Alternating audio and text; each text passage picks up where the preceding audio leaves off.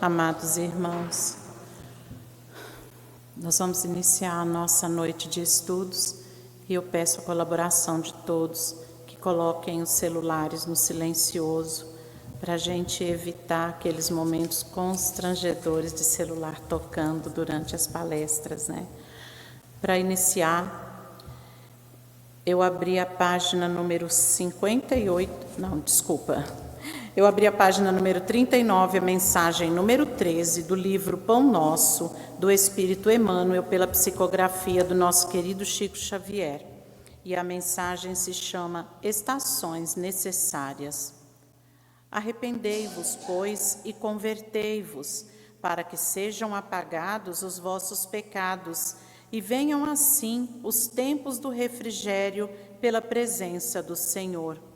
Atos capítulo 3, versículo 19. Os crentes inquietos quase sempre admitem que o trabalho de redenção se processa em algumas procedências convencionais e que apenas com certa atividade externa já se encontram de posse dos títulos mais elevados junto aos mensageiros divinos. A maioria dos católicos romanos pretende a isenção das dificuldades com as cerimônias exteriores. Muitos protestantes acreditam na plena identificação com o céu tão só pela enunciação de alguns hinos, enquanto enorme percentagem de espiritistas se crê na intimidade de supremas revelações apenas pelo fato de haver frequentado algumas sessões.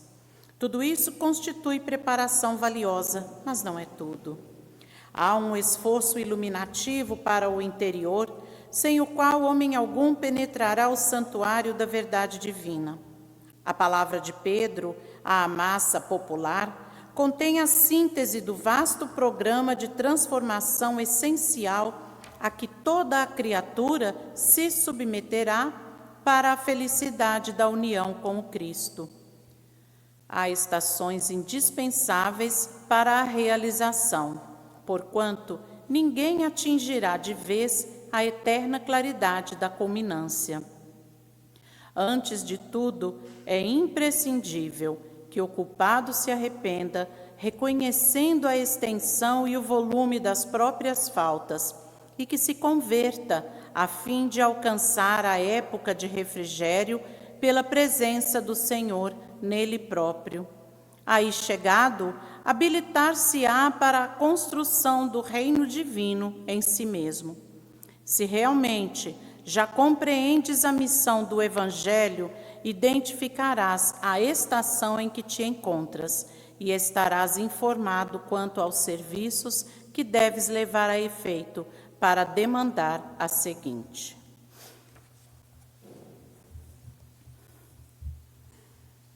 Senhor Jesus, Mestre adorado, que a sua presença nos envolva, que possamos sentir os seus fluidos divinos a nos envolver, a percorrer nossos corpos, nossas mentes, transformando nossas emoções, purificando os nossos pensamentos. Senhor, que a partir de agora possamos estar com as mentes e os corações abertos, a fim de sermos intuídos e dirigidos pelos benfeitores espirituais, no alcance e na compreensão das lições que estudaremos hoje.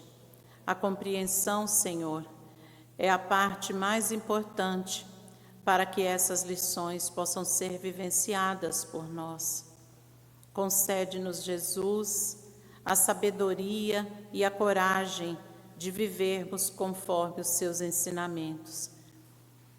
Abençoa cada irmão cujo nome se encontra nos nossos livros de preces, atendendo a cada um conforme a sua necessidade, e que cada um aqui presente, Senhor, possa receber também as suas bênçãos de paz, de harmonia, de serenidade, de sabedoria, de amor.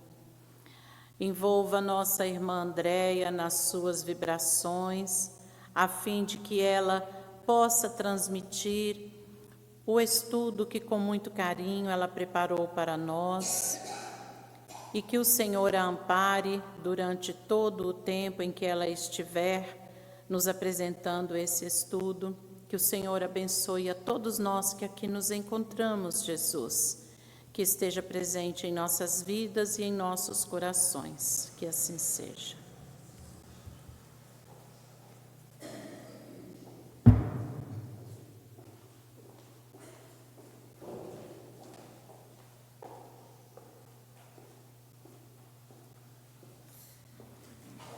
Uma boa noite para todos nós, do plano físico, do plano espiritual, que nós possamos fazer o nosso melhor com a lição da noite.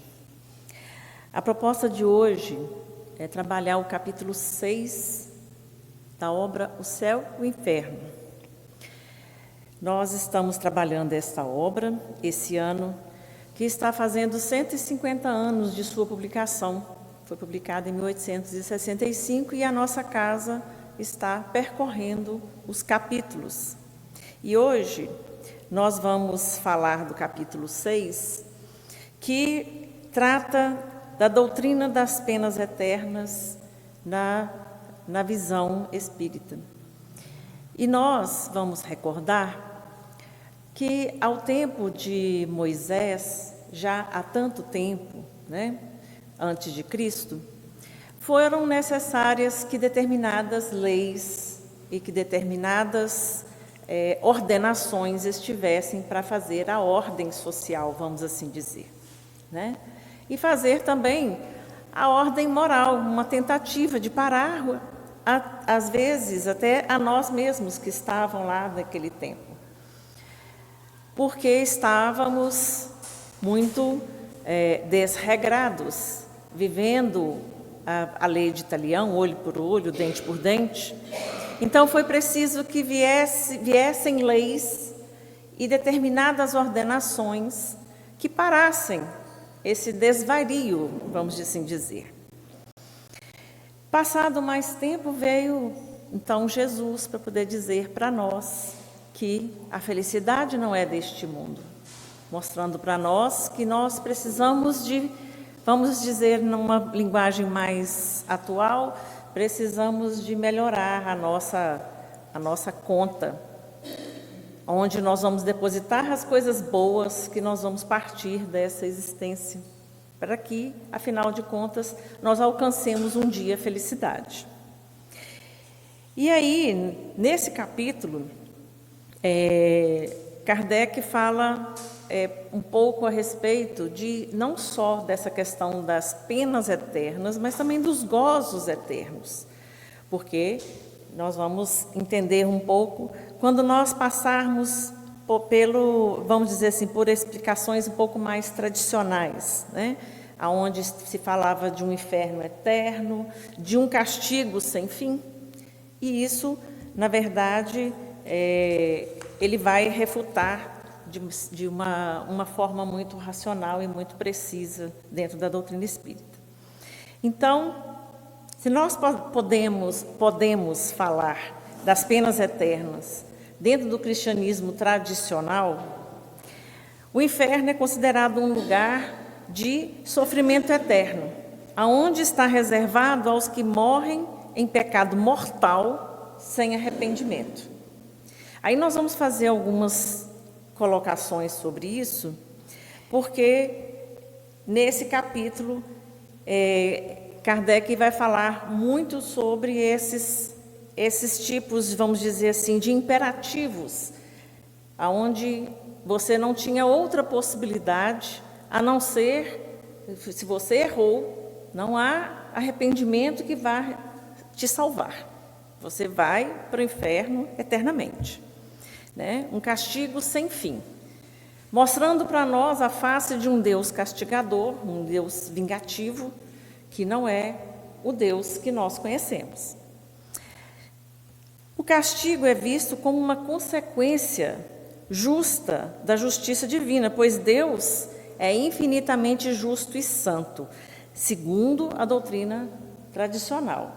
se ele é infinitamente justo e santo, nós temos que repensar se ele vai querer, né, se ele vai fazer um castigo eterno para aqueles que ele criou com o infinito amor. Não há segunda chance após a morte. A alma é julgada, é destinada ao céu, que são as benesses eternas, ao purgatório, temporariamente, segundo o catolicismo, ou ao inferno, que você vai ter as penas eternas, eternamente. Os sofrimentos no inferno, então, são descritos como físicos e espirituais, porque tem a fantasia, né, de aqueles entes do mal que vão estar ali num fogo eterno que nunca acaba. E é uma separação total de Deus. Então, não vai adiantar você se arrepender, porque a gente tem que pensar que se você pensa que você vai para uma vida e que você vai para um fogo eterno, há de se dizer que nós estamos sobrevivendo a essa vida. Nós estamos como espíritos e que vamos sofrer eternamente. Então, há aí espírito, certo?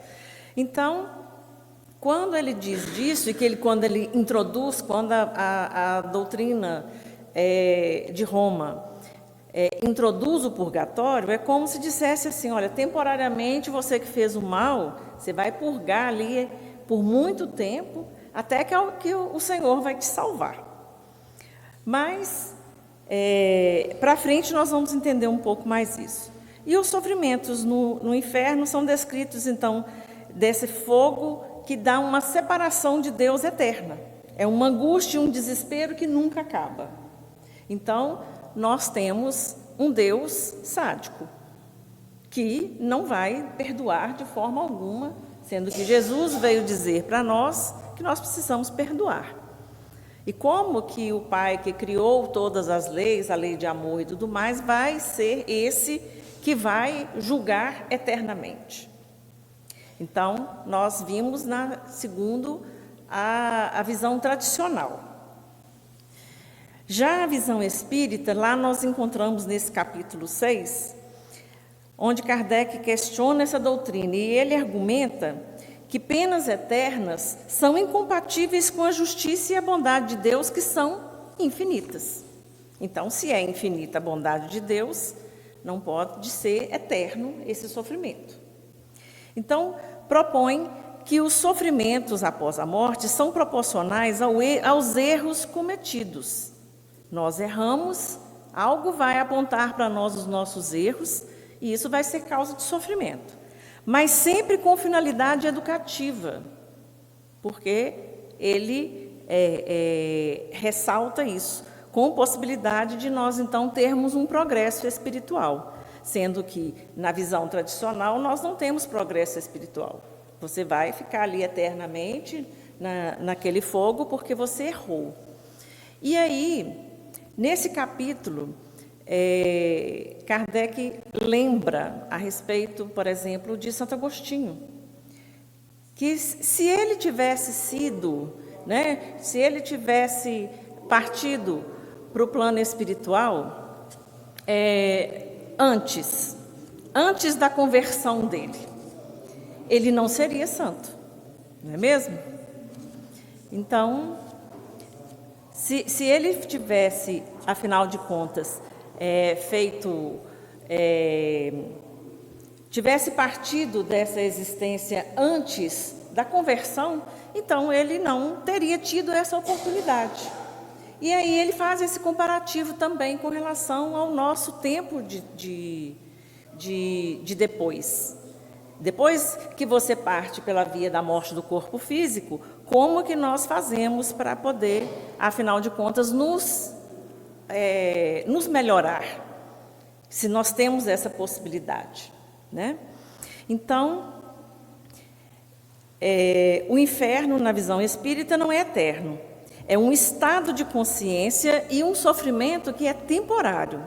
É um estado de arrependimento e da consciência do mal praticado. Eu sei que eu não agi bem, então eu vou tentar me melhorar nisso.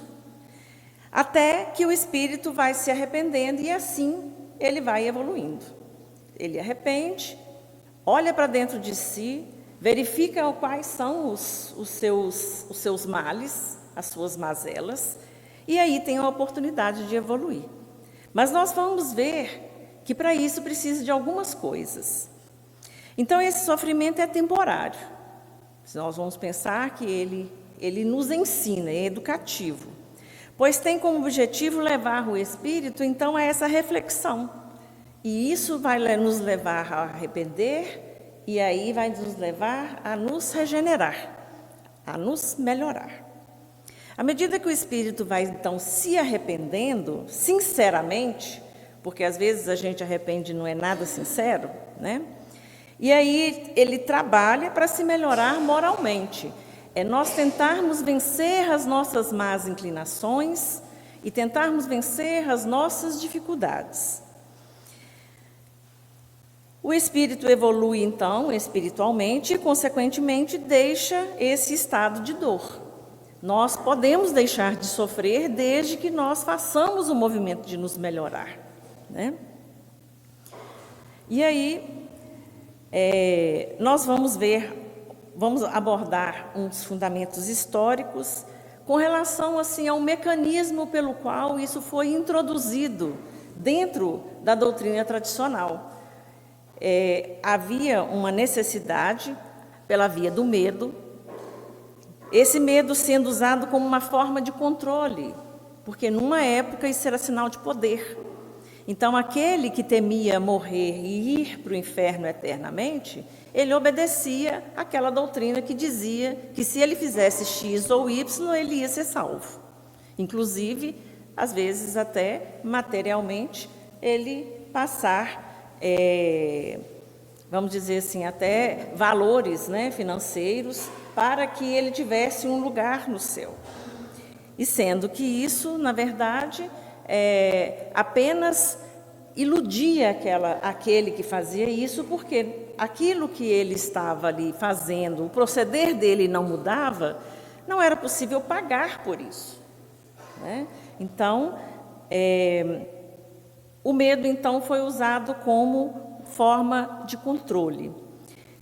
E esse instrumento, então, de dominação, Kardec destaca que, ao longo da história, o medo do que vem depois da morte, porque é um desconhecido, até hoje nós vamos pensar, né?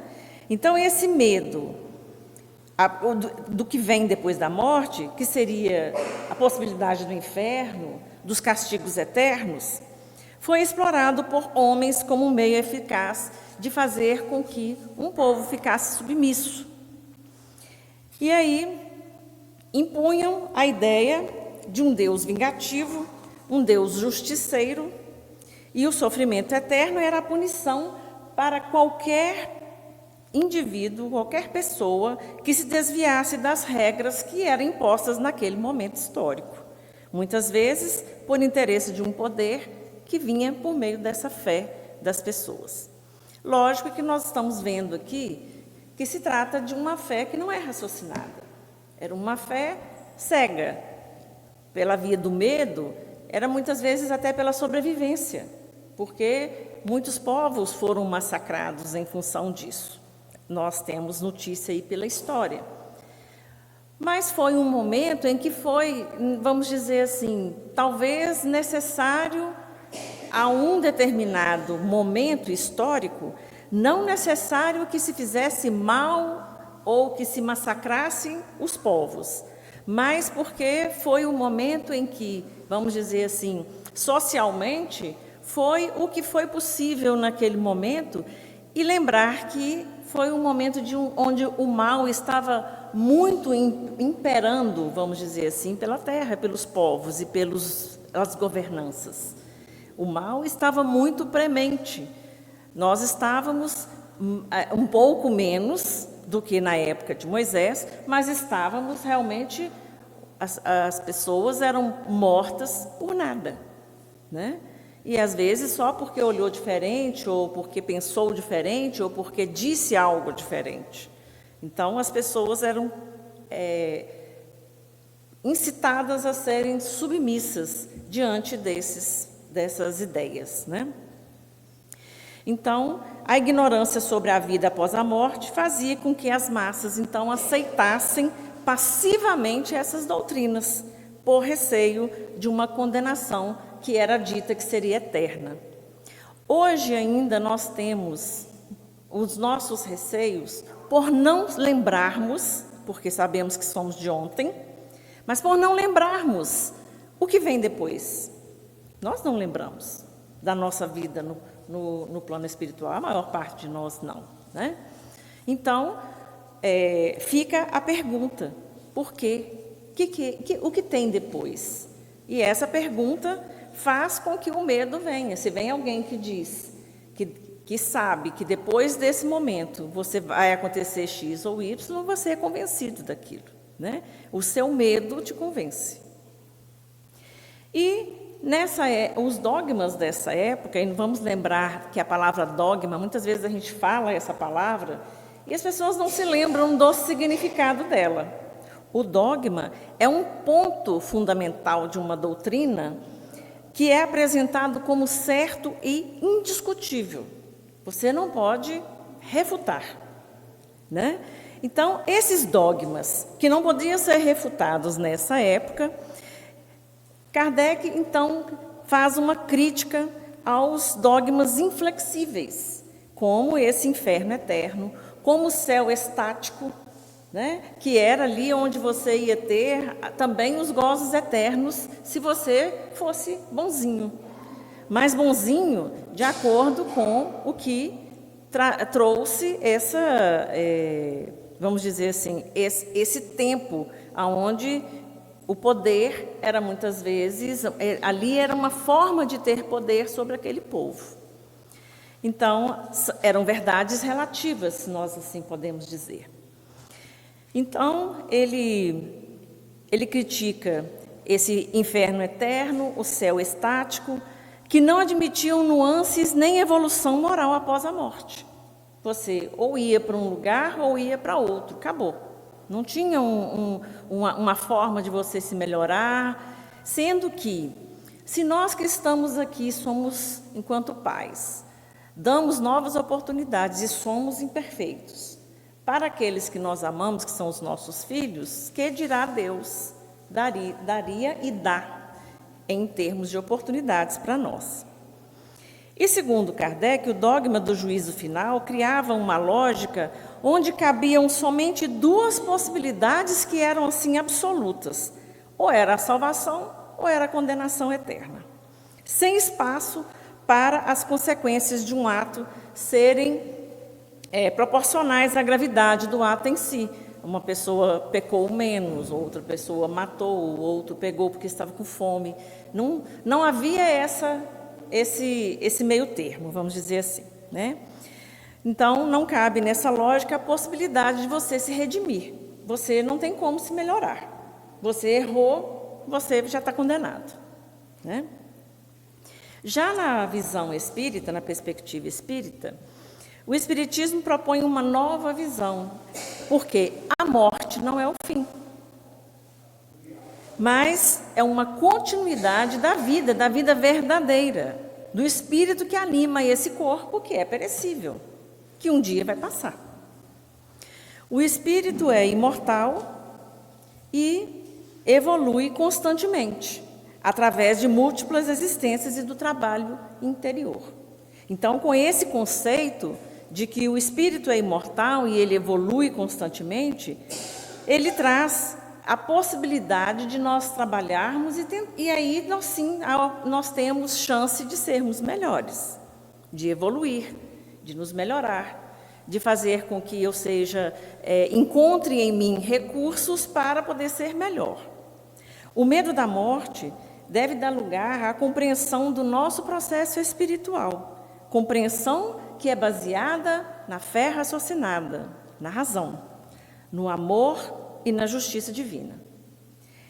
Todo esse pensamento acontece porque as citações bíblicas geralmente foram interpretadas de forma muito literal, aquela coisa muito ao pé da letra.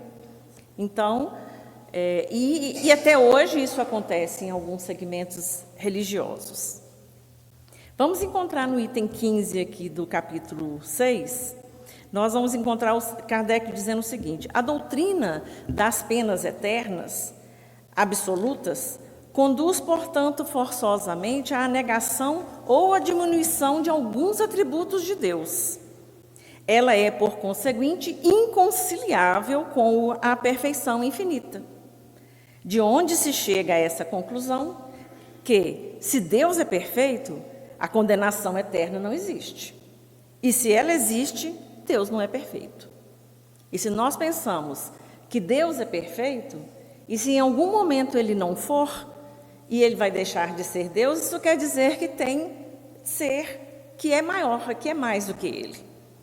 Então, nós pensarmos que, ao entender que se a divindade é tão perfeita, não cabe nós pensarmos num Deus vingativo, num Deus que vai te condenar a uma dor eterna.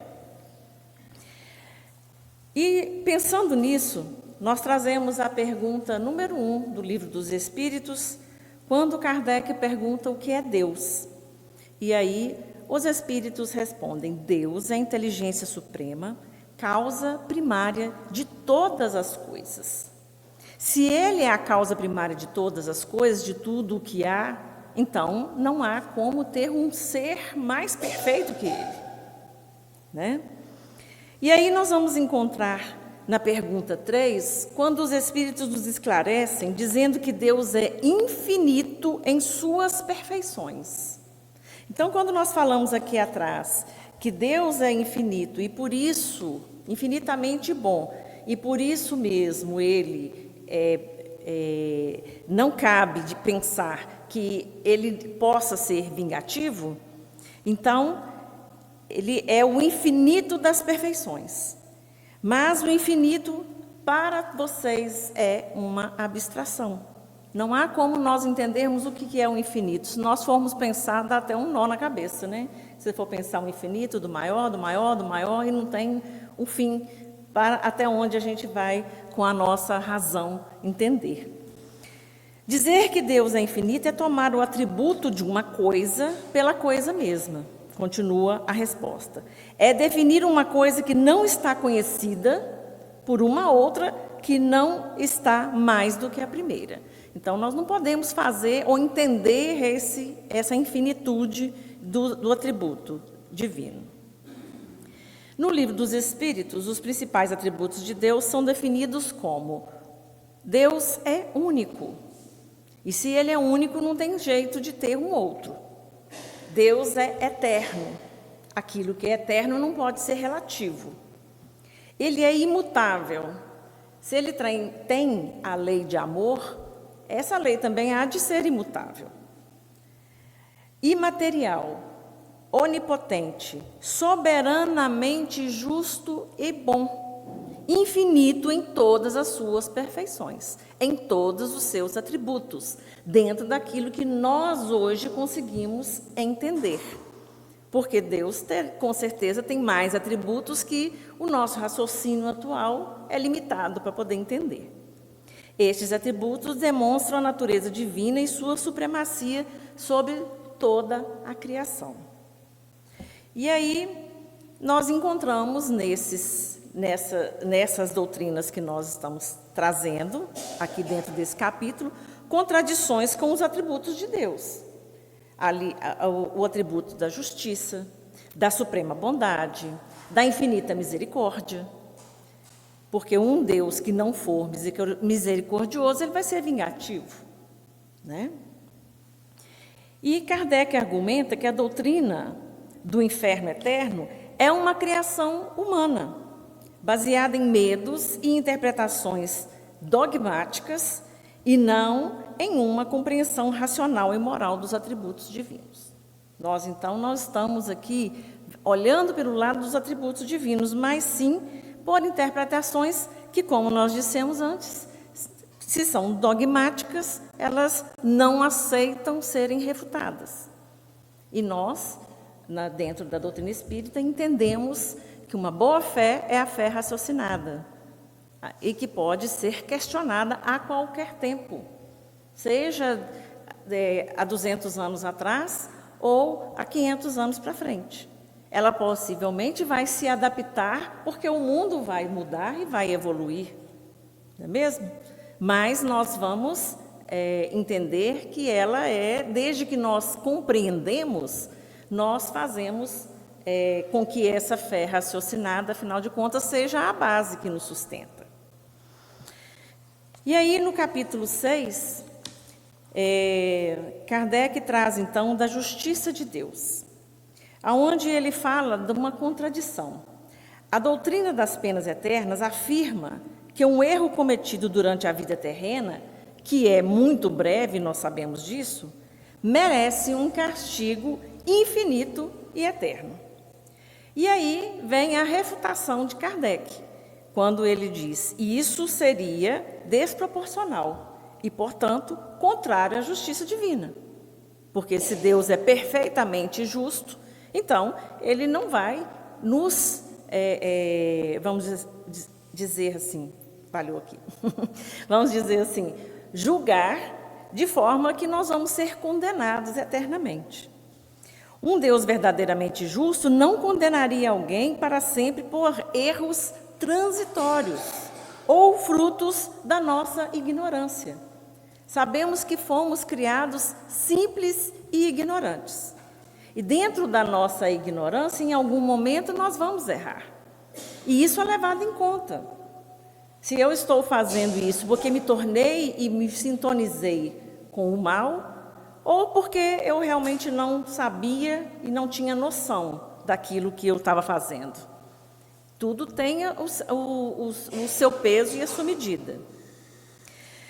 Quando se trata da bondade de Deus, ele diz o seguinte: um Deus que pune eternamente seus filhos por faltas humanas se comportaria de uma forma mais cruel que os próprios homens, que perdoam e corrigem. Nós, entre nós, fazemos o nosso esforço e do nosso jeito ainda imperfeito, nós tentamos nos corrigir, aceitamos que o outro se corrija, perdoamos. E aí, por que então Deus seria tão terrível? Sendo que nós, suas criaturas, já somos capazes de fazer isso. E aí, o que Kardec diz? A bondade divina deve ser maior do que qualquer bondade humana. Se eu sou uma pessoa boa, que dirá aquele que me criou? Portanto, Deus não pode querer o sofrimento eterno das suas criaturas. Ele sempre oferece a possibilidade do arrependimento e da regeneração. Se Ele oferece isso sempre, nós temos a certeza dentro da doutrina espírita das nossas possibilidades de nos arrependermos e nos melhorar, o que vem através das nossas existências sucessivas, através da reencarnação. E quanto à misericórdia de Deus, ele diz o seguinte: a existência de um inferno eterno nega a misericórdia divina, pois não permite reabilitação nem oportunidade de melhora para o espírito. E aí, Kardec vem para poder fazer o contraponto. A misericórdia de Deus se manifesta na possibilidade constante de progresso espiritual, que são as infinitas oportunidades que nós temos. Deus dá aos espíritos a oportunidade de evoluir, de aprender com os erros e alcançar a perfeição. Vamos alcançar a perfeição, vamos alcançar a felicidade a partir do momento em que nós estivermos na trilha de nos melhorar e de sermos pessoas melhores do que nós já fomos nas outras nossas caminhadas, né? E aí nós encontramos uma frase de Kardec dentro desse capítulo que diz o seguinte: a ideia das penas eternas faz de Deus um ser implacável e injusto, que é algo que não se aceita. Porque se nós estamos dizendo que a espiritualidade maior veio dizer para nós que Ele é soberanamente justo e bom e misericordioso, então eu não posso pensar num Deus que vai ser conivente com penas eternas. O caráter pedagógico, então, da dor que nos visita quando nós estamos em sofrimento por aqui mesmo. Nem esperamos ser em penas eternas. A dor como consequência natural do nosso erro, não como estágio arbitrário daqueles que não seguem regras ou normas, que não têm fundamento lógico, que apenas depende da vontade daquele que age. Depende de nós sairmos do estado de dor em que nós estivermos. Depende da nossa vontade e depende de uma fé que não é só externa, mas uma fé interna, uma fé em nós mesmos, nas potencialidades que Deus colocou dentro de nós. E é nesse movimento que nós vamos encontrar os recursos para nós sermos melhores.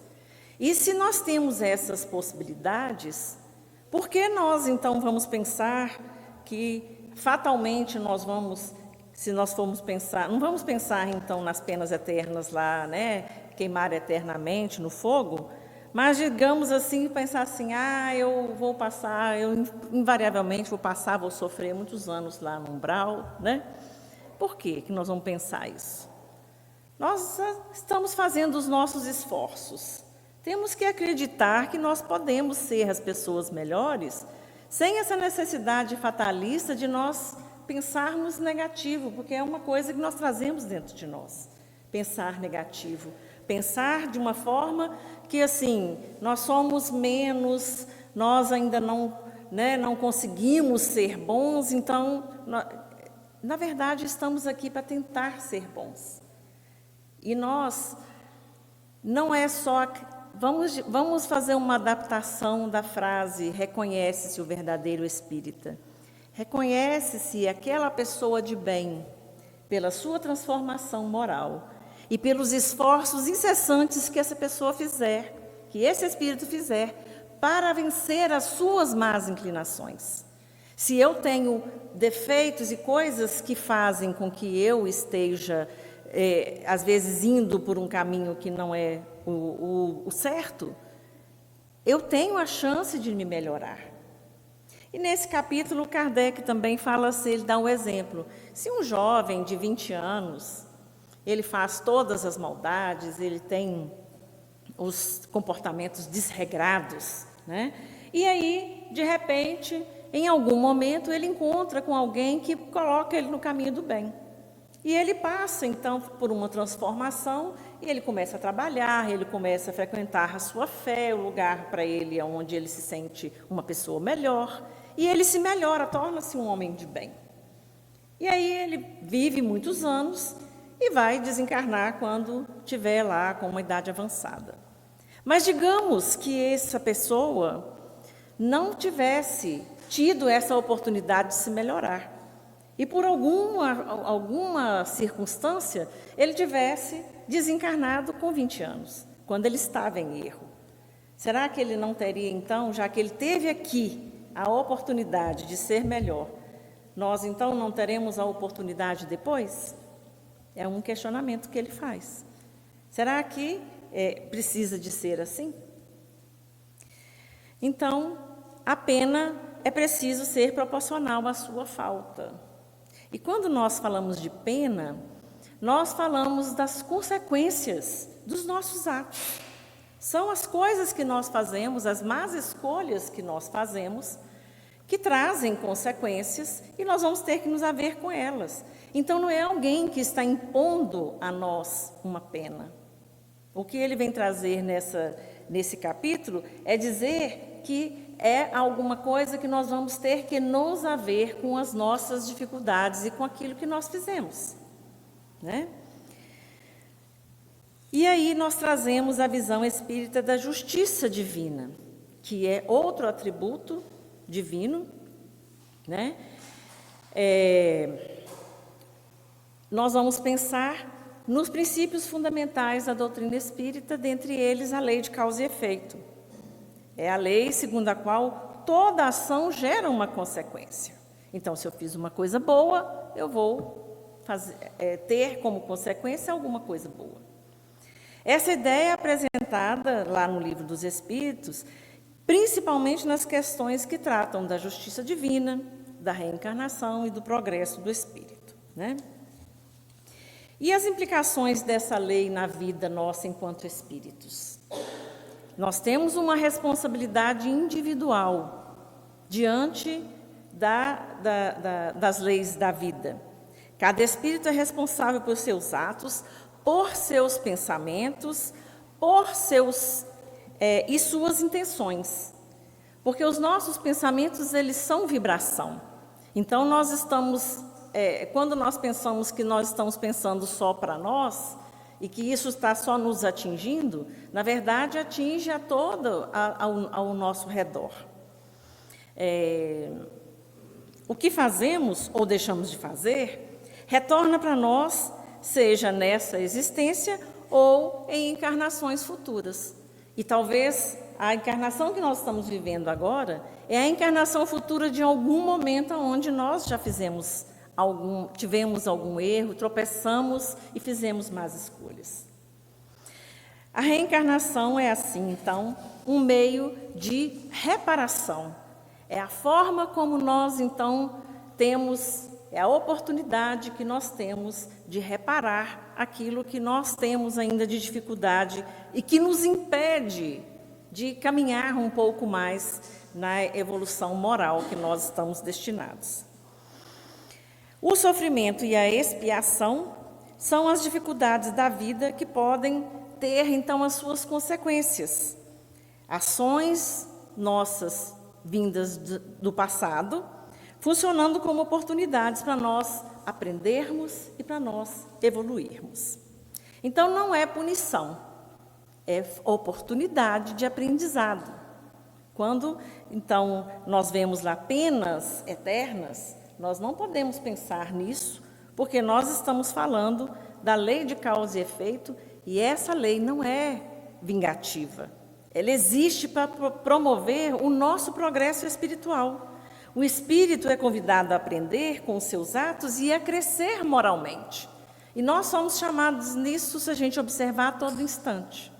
À nossa volta surgem oportunidades de nós fazermos o bem N vezes. Nós é que às vezes estamos ainda com a nossa visão ainda distorcida, está embaçada a nossa comodidade, muitas vezes o nosso orgulho, a nossa má vontade. E aí nós não conseguimos enxergar a forma de nós crescermos ainda nessa caminhada. A reencarnação, então, permite que o ser humano aprenda com os seus erros, desenvolva virtudes tais como paciência, humildade, empatia, que é algo que se fala tanto e nós temos tanta dificuldade de nos colocar no lugar do outro, entender o que o outro sofre. E se nós temos a oportunidade de, nessa existência, não estar em uma condição de extremo sofrimento, nós podemos ser empáticos com outros que são menos felizes do que a nossa oportunidade atual. O perdão e o amor ao próximo. Cada nova existência oferece experiências específicas para esse crescimento espiritual. A ideia de reencarnação, então, reforça o princípio da justiça divina, pois todos nós temos as mesmas oportunidades de evolução, porque Deus dá as oportunidades iguais para nós. Nós vamos lembrar que antes de estarmos dentro da doutrina espírita, nós trabalhávamos em um lugar onde tinha... que nos suscitava muitos questionamentos. Por que uma criança que nada fez nessa existência nasce deficiente? Por que, às vezes, aquelas crianças que já nascem com paralisia cerebral, já toda assim, comprometida, o que nós vamos pensar? Será que Deus gosta mais de mim do que dessa criança? Que dentro da nossa concepção, se nós formos pensar só nessa existência, dentro da nossa concepção, não dá para poder entender que Deus é soberanamente justo e bom e vai dar oportunidade X para um e outros com tantos infortúnios. Já chegam, aportam aqui nessa existência com tantas dificuldades. Então, não era uma coisa que entrava na cabeça. A gente queria respostas. E eis que a doutrina espírita nos dá essas respostas, para nós entendermos que a justiça, assim como Deus é a perfeita misericórdia, o perfeito amor, é também a perfeita justiça. Que, se nós pensarmos direitinho, nós temos necessidade de perdoar, porque nós nos magoamos, mas Deus não se magoa, porque Ele é o perfeito amor. Mas, ao mesmo tempo, Ele fez leis que disse assim: olha, você vai ter que se haver com as consequências do seu ato. Se nós pensarmos na nossa vida só essa existência, aí fica realmente muito difícil de nós entendermos isso. Se nós pensarmos que aqui é uma roupagem temporária, aí nós vamos conseguir pensar um pouco melhor, né? Que daqui nós vamos partir para casa. E aí é interessante a gente pensar como que nós estamos arraigados dentro das nossas concepções enquanto estamos encarnados, porque quando a gente fala assim, eu vou voltar para casa, você pensa na sua casa aqui. Você não pensa na casa sua espiritual, ou por algum lugar onde você vai, de onde você veio, que hoje você não lembra. Mas como diz o nosso companheiro Jorge Elahá, que o esquecimento é o beijo de Deus, que fala assim, olha meu filho, esquece porque essa aqui é a oportunidade de você começar de novo. E se você não esquecer, você não vai conseguir, né? Já pensou se a gente se reconhecesse, né, entre uns e outros, as pessoas que são as nossas maiores dificuldades, dentro da nossa família? Isso realmente seria muito complexo, né? E para que isso tudo aconteça, nós temos o livre-arbítrio, que é a nossa possibilidade de escolher bem e aproveitar a oportunidade que nós temos para poder sermos melhores. No Livro dos Espíritos, na questão 843, Kardec fez a seguinte pergunta: o homem tem o livre-arbítrio de seus atos?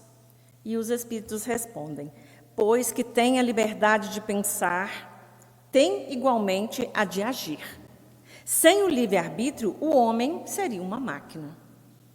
Então, diante de todas as possibilidades que se apresentam para nós, nós temos a possibilidade de fazer escolhas, né? E com o livre-arbítrio vem, então, a responsabilidade, a partir do momento que eu sei que isso tem um peso. Cada espírito responde pelas consequências das suas escolhas. Se nós fazemos boas ações que geram progresso e que fazem coisas boas à nossa volta, nos traz paz de espírito e dá paz de espírito para as pessoas, então eu vou gerar um equilíbrio. Da mesma forma, se também for o contrário, eu vou gerar um desequilíbrio. No Evangelho segundo o Espiritismo, no capítulo 5, nós encontramos a seguinte frase: a cada um segundo as suas obras, a cada um segundo as suas escolhas, né? Sempre lembrando que o sofrimento não é uma punição, mas é uma consequência educativa, um meio de aprendizado. A dor termina quando há arrependimento. Se nós nos arrependemos pela expiação e pela reparação, é o primeiro passo. É o momento em que nós reconhecemos que nós erramos. E aí, sem ele, não há consciência da dor que nós causamos, das consequências daquilo que nós fizemos. Já a expiação, ela se refere ao sofrimento ou à purificação interna que vem junto com esse arrependimento. É aquele momento onde eu entro em contato com a minha dor, com o meu erro e com a minha dificuldade. E vem o momento de reparação, que é a ação concreta para nós corrigirmos o dano que nós causamos, seja pedindo perdão, seja compensando esse erro, seja mudando comportamentos. Então, a dor, seja de quem causou ou de quem sofreu o mal, encontra alívio real quando há um processo ativo de transformação íntima. A simples passagem do tempo não basta. Não é só sentar e esperar que tudo vai passar. É preciso agir com consciência, responsabilidade e trabalhar-se. E trabalhar. Nós trouxemos aqui um trecho de uma fala de Divaldo Franco, que nós achamos muito interessante a respeito disso. Ele diz o seguinte: é natural da criatura humana o temor à morte. Isso é uma coisa natural a todos nós. Mas como a morte é inevitável pelo processo da própria disjunção molecular, eu achei tão interessante isso, disjunção molecular, quer dizer, é tudo tão perfeito que à medida que a circulação do corpo para, já começa ali o primeiro momento de um processo de desagregação desse corpo. Ocorre à criatura humana a interrogação: o que se passa depois da morte? Se é que a vida continua?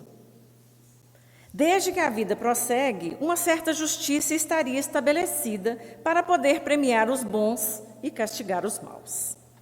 Mas também da sua plenitude, as penas eternas, e na psicologia grega foi estabelecido que havia punições como sofrimentos eternos. E foi através dessa tradição do céu e do inferno pagãos que os cristãos, então, estabeleceriam logo depois de Jesus as bases da vida futura. Passar essa mesma imagem através do cristianismo primitivo, apoiando-se talvez na palavra dos evangelistas, quando se referem ao inferno, uma figura forte na qual Jesus procura demonstrar que a consciência da criatura é o seu juiz, mas é também o seu advogado de defesa. É o promotor que acusa e, em determinado momento, ele é o réu. Mas logo depois a vítima é vítima inocente. Poderia experimentar essas alegrias inefáveis em um reino dos céus e delícias perpétuas, ou padecer nas linhas infernais eternamente, sem qualquer remissão. Lentamente, essa tradição faz-se acompanhar da figura que se herda das páginas antigas da Bíblia, dos seres diabólicos e destruidores, mas também da proteção dos seres angélicos, aqueles predestinados desde o princípio às bênçãos, às maravilhas, ao prazer, aos gozos celestiais, como se criaturas já fossem criadas para os gozos eternos e outras para o erro e para as penas eternas. Foi no decorrer do processo evolutivo que a Igreja de Roma, no ano de 597, introduziu entre o inferno eterno e o céu de delícias uma região intermediária, que se chamou o purgatório, onde as almas permanecem por algum tempo expungindo, tendo direito de reparação, podendo transferir-se para o reino dos céus.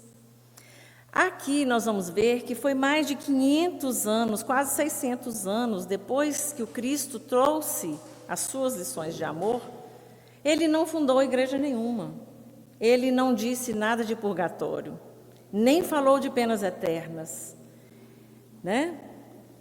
Caberia mais tarde a revelação da doutrina espírita demonstrar que essa questão da eternidade para as penas é de um caráter infinitamente relativo.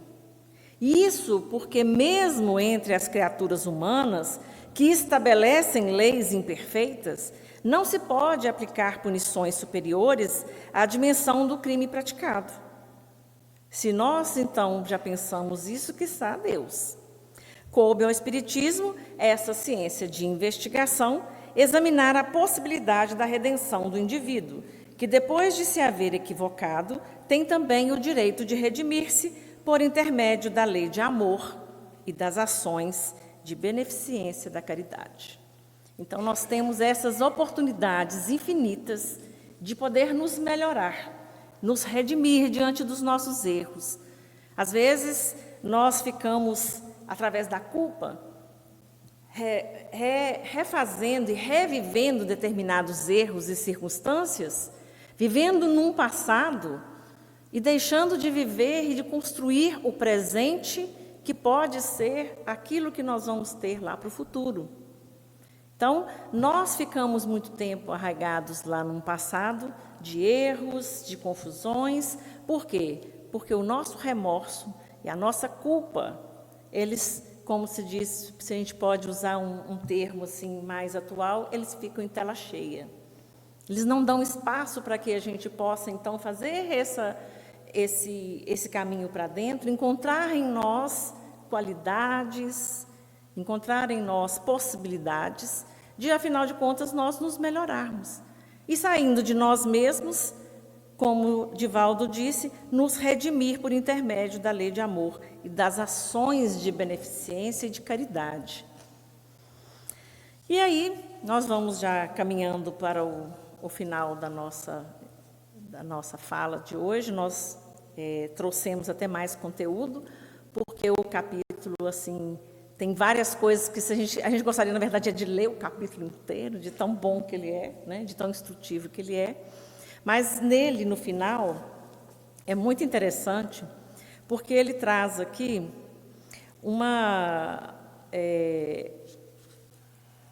um item que Kardec chamou de Ezequiel contra a eternidade das penas e do pecado original, e vale a pena ler.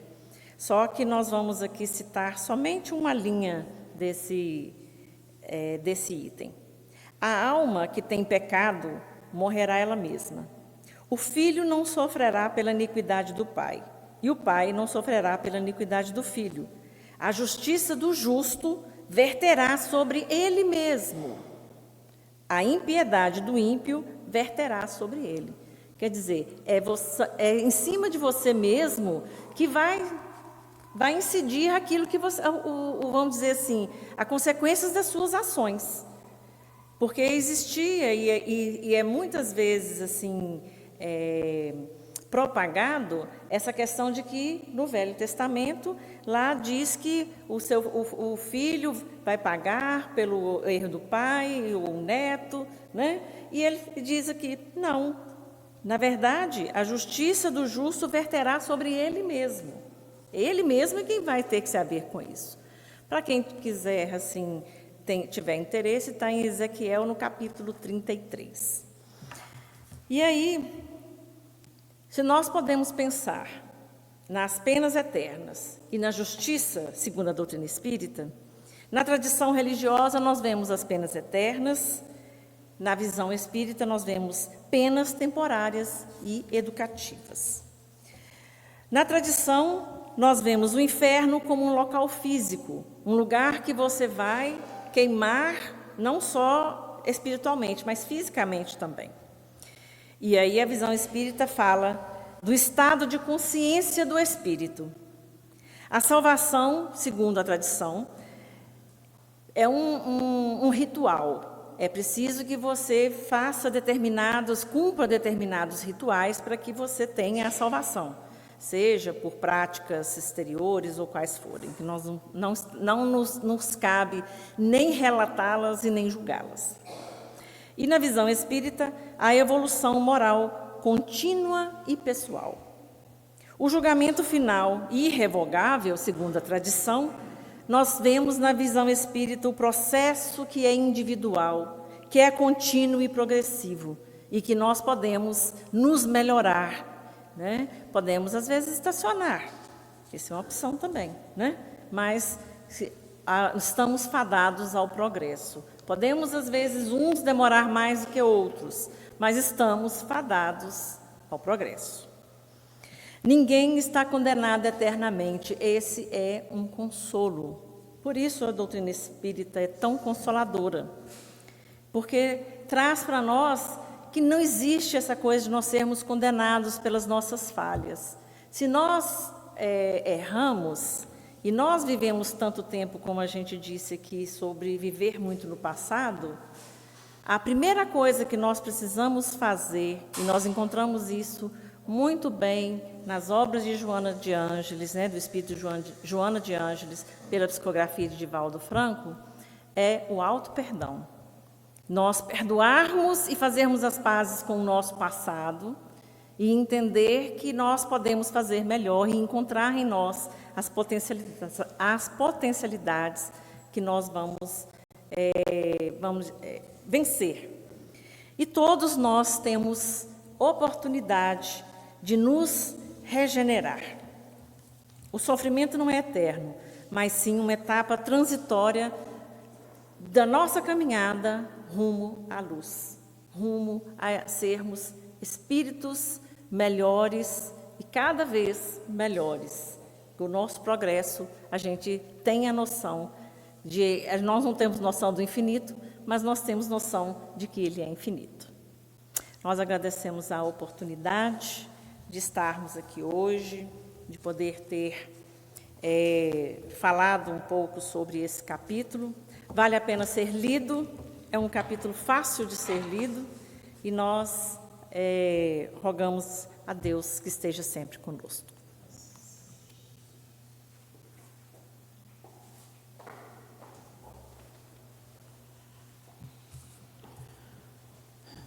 Deus é justo e bom.